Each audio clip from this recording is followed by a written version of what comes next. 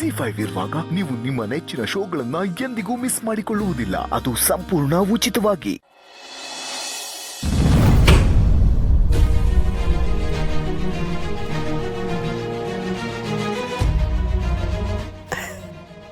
ಏನು ಎಲ್ಲರೂ ಆಶ್ಚರ್ಯದಿಂದ ನೋಡ್ತಿದ್ದೀರಾ?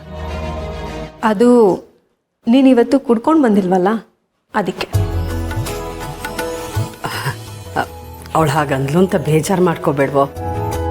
ನೀನು ಹೀಗಿರಬೇಕು ಅನ್ನೋದೇ ನಮ್ಮೆಲ್ಲರ ಆಸೆ, ಅದಕ್ಕೆ ಹೇಳೋದು. ಸರಿ, ಫ್ರೆಶ್ ಅಪ್ ಆಗಿ ಬರ್ತೀನಿ, ಊಟ ಮಾಡೋಣ.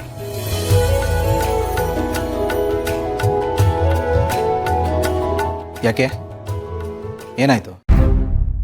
ಅದೇನಿಲ್ಲ ಕಣೋ, ಇತ್ತೀಚೆಗೆ ನೀನು ರಾತ್ರಿ ಊಟಕ್ಕೆ ಬರೋದೇ ನಿಲ್ಲಿಸ್ಬಿಟ್ಟಿದ್ಯಲ್ಲ, ಎಲ್ಲ ಮುಗಿಸ್ಕೊಂಡು ಒಟ್ಟಿಗೆ ಬರ್ತೀಯಲ್ಲ, ಅದಕ್ಕೆ ನಿನ್ನ ಲೆಕ್ಕದ ಅಡುಗೆನೇ ಮಾಡಿಲ್ಲ ನಾನು.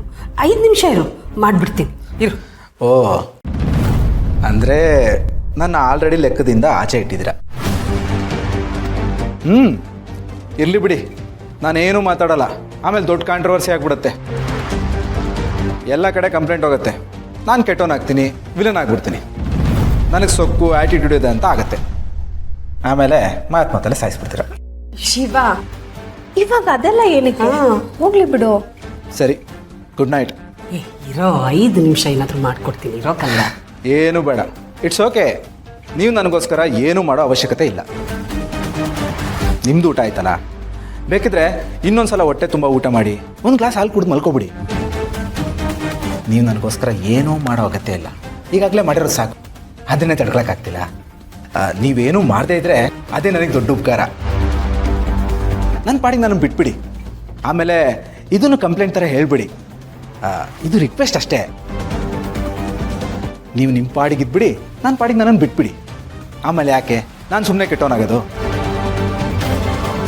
Good night. ಜೀವ ಜೀವ, ನೋಡಿದ್ಯಾ ಮಂದಾಕಿನಿ ಹೇಗೆ ಮಾತಾಡ್ಬಿಟ್ಟು ಹೋದ ಅಂತ?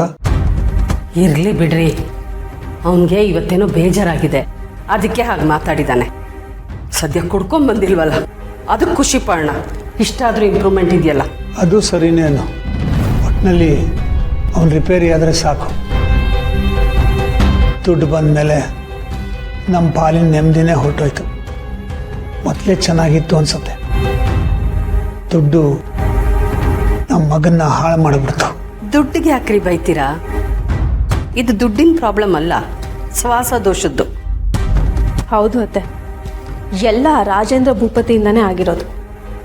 ನೀವೇನು ಯೋಚನೆ ಮಾಡಬೇಡಿ, ಒಂದು ಸ್ಟ್ರಾಂಗ್ ಡೋಸ್ ಆಗಲೇ ಸಿಕ್ಕಿದೆಯಲ್ಲ, ಎಲ್ಲ ಸರಿ ಹೋಗ್ತಾನೆ.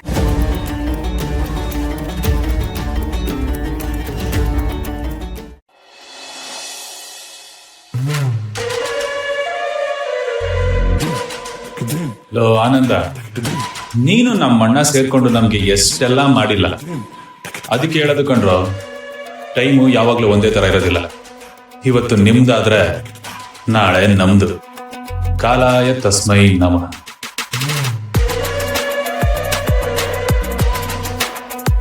ಬ್ರೋ, ಏನೋ ಮಾತಾಡಬೇಕು ಅಂದರೆ ಸೈಲೆಂಟ್ ಆಗಿದ್ದೀರಾ? ಜೈ, ಅದು ಲೇ ಆಫ್ಗೆ ಸಂಬಂಧಪಟ್ಟ ಹಾಗೆ ನನ್ನ ವಿಷಯದಲ್ಲಿ ತಮಾಷೆ ಮಾಡ್ತಿದ್ಯಾ ಅಂತ ಅನ್ಕೊಂಡೆ. ನಿಜವಾಗ್ಲೂ ಲೆಟರ್ ಕೊಟ್ಬಿಟ್ಟಿದ್ದಿಲ್ಲ ಜೈ?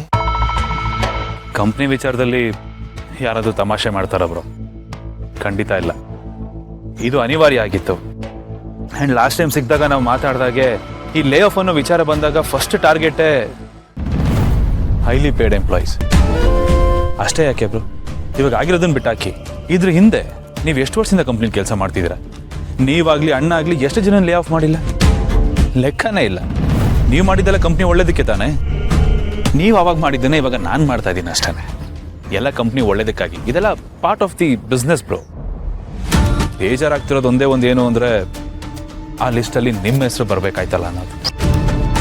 ಅದೆಲ್ಲ ಓಕೆ ಜೈ, ಆದರೆ ಸಡನ್ನಾಗಿ ಇಷ್ಟು ಜನನ ಕೆಲಸದಿಂದ ತೆಗೆದು ಹಾಕ್ಬಿಟ್ರೆ ಹೇಗೆ? ಮಾರ್ಕೆಟ್ ಹೇಗಾದರೂ ಇರಲಿ, ನಮ್ಮ ಕಂಪನಿ ಚೆನ್ನಾಗೇ ಪರ್ಫಾರ್ಮ್ ಮಾಡ್ತಾ ಇದೆಯಲ್ಲ. ಕಂಪ್ನಿ ಚೆನ್ನಾಗಿ ಪರ್ಫಾರ್ಮ್ ಮಾಡ್ತಿದೆ ಬ್ರೋ, ಬಟ್ ಅದು ಸಾಲದು.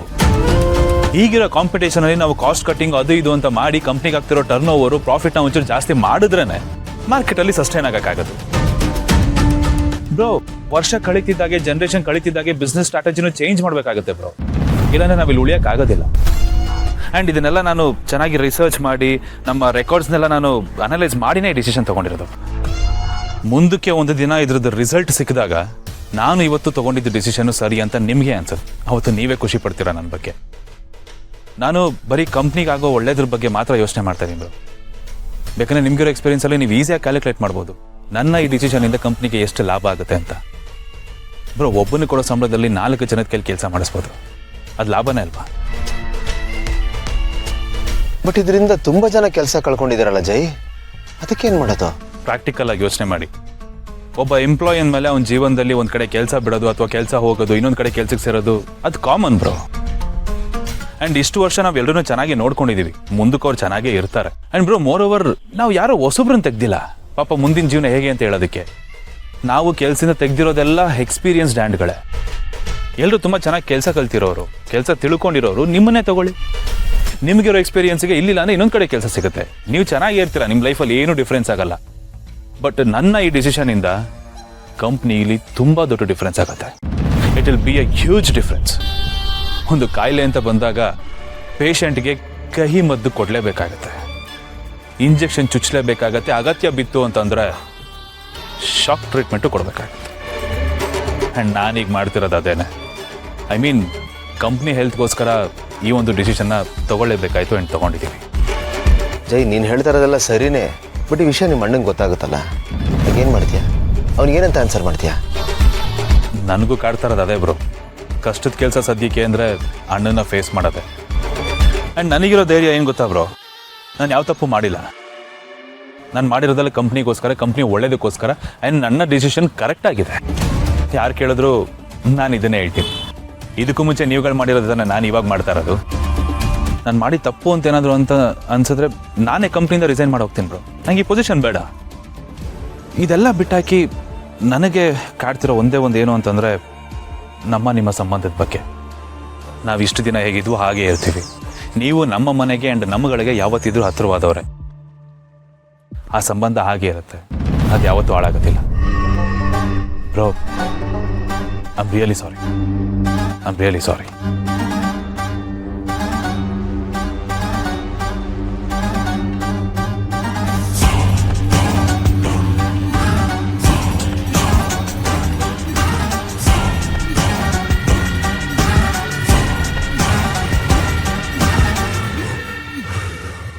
Miss you, bro.